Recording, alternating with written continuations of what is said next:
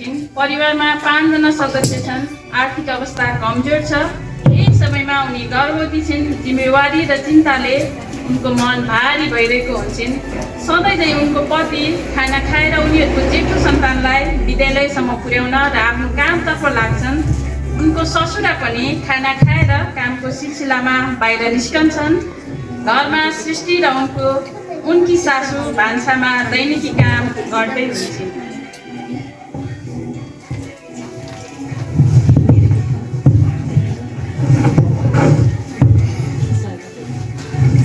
घरमा दैनिकी जुटाउन त गाह्रो भइरहेको छ।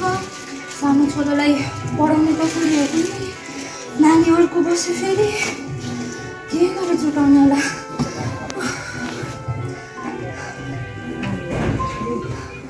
के भयो तिमीलाई? अनि यस्तो बेलामा यसरी चिसोमा बस्नुहुन्छ त?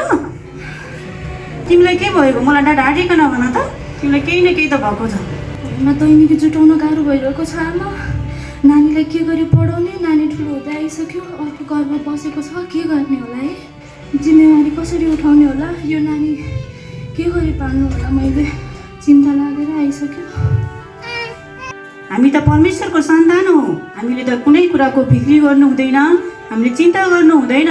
परमेश्वरले हामीलाई भन्नुभएको छ, तिमीहरूले फिक्री नगर, चिन्ता नगर भन्नुभएको छ।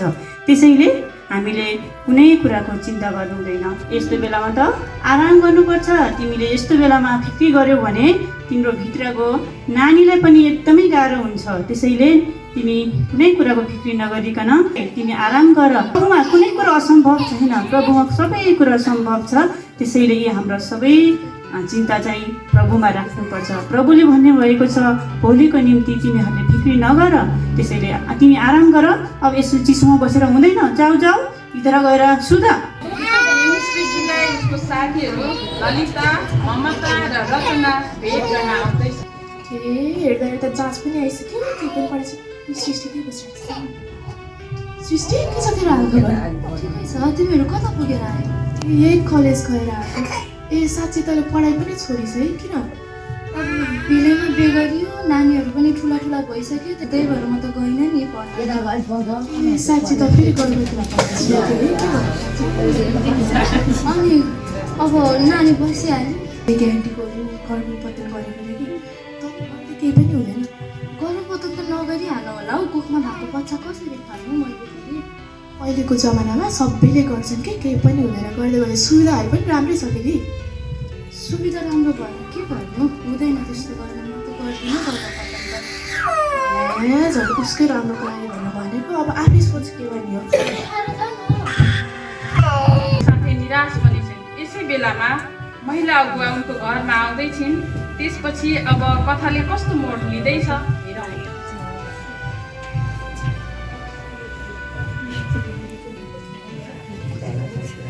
अब साथीहरूको कुरा सुन्दा फेरि सबै कुरा हो जस्तो पनि लाग्छ। के गर्ने होला? गरौँ कि नगरौँ होला? गर्भपतन गर्दा फेरि आफूलाई मनले मानेको छैन। चिन्ता त लागिरहेकै छ अझै पनि। थापिहाल्न त नहुने हो बच्चा। के गर्ने होला? सृष्टि के छ हालखबर तिम्रो? ठिकै छ। अनि सृष्टि तिम्रो अनुहार हेर्दा त तिम्रो सन्चो छैन जस्तो छ त। अलिकति चिन्ता त लागिरहेको छ आन्टी। नानी बसेको छ, घरको अवस्था यस्तो छ। के गर्ने होला भन्ने चिन्ता चाहिँ छ आन्टी। अनि तिमी एउटा विश्वासी भएर यसरी चिन्ता गर्नु हुँदैन। हामी प्रभुको वचनमा पाउँछौँ। पहिलो पत्रुस 5:7 लेखिएको छ है, आफ्नो सारा फिक्री चाहिँ उहाँमा राखिदेऊ अनि उहाँले चाहिँ तिम्रो सबै कुराको फिक्री गर्नुहुनेछ। अनि अर्को पदमा पनि लेखिएको छ, यसाया 41:10 पनि हामी पाउँछौँ, नडराऊ म चाहिँ तिम्रो साथमा छु है। त्यसैले तिमी निराश पनि नहौ अनि फिक्री पनि नगर। तिम्रो सबै फिक्री अनि वास्ता चाहिँ परमेश्वरले गर्नुहुनेछ। र छोराछोरीहरू परमप्रभुले दिनुभएको हकको सम्पत्ति हुन् अनि गर्वको फल चाहिँ उहाँको हो। मेरो साथीहरू अस्ति मलाई भेट्न आएका थिए। अनि भेट्न आउँदा मलाई गर्भपतन गर भनेको सल्लाह दिएर गए आन्टी। त्यो कुराले झन् बढी अशान्ति भयो नि। अघि तिमीले पनि पढ्यौ कि गर्वको फल चाहिँ परमेश्वरको इनाम हो। अनि त्यो इनाम चाहिँ हामीले गुमाउनु हुँदैन है। अनि त्यसपछि उहाँले चाहिँ हाम्रो सबै अवस्था बुझ्नुहुन्छ अनि हाम्रो जीवन परमेश्वरबाट आएको हो अनि तिम्रो गर्भमा भएको बालक पनि उहाँको इच्छामा आएको हो अनि जीवन दिनुहुने चाहिँ परमेश्वर हुनुहुन्छ है। त्यसैले तिम्रो वास्ता अनि तिम्रो पेटमा भएको बालकको वास्ता र रक्षा पनि उहाँले गर्नुहुन्छ। हेर सृष्टि, अनि के तिमी त्यो इनाम स्वरूप अनि तिमीलाई परमेश्वरले जुन बालक दिनुभएको छ के त्यसलाई तिमी गुमाउन चाहन्छौ अथवा त्यसलाई इन्कार गर्न चाहन्छौ? त्यो त इन्कार गर्न चाहन्छु। धेरै धन्यवाद आन्टी, म त भन्नै गलत निर्णय पनि नपुगिसकेको थिएँ। तपाईँ ठिक समयमा आइदिनु धेरै धेरै धन्यवाद है। अनि म तिमीलाई प्रार्थनामा सम्झिनेछु, तिम्रो लागि म प्रार्थना गर्नेछौँ अनि तिमी र म प्रार्थना गर्छौँ अनि म पनि टाढा जानेछु, छुट्नेछु। अब हामी प्रार्थना गरौँ।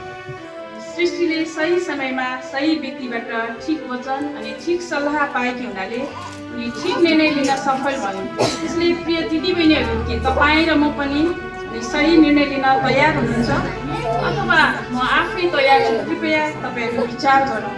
हामी सबैजना के सही निर्णय लिँदैछौँ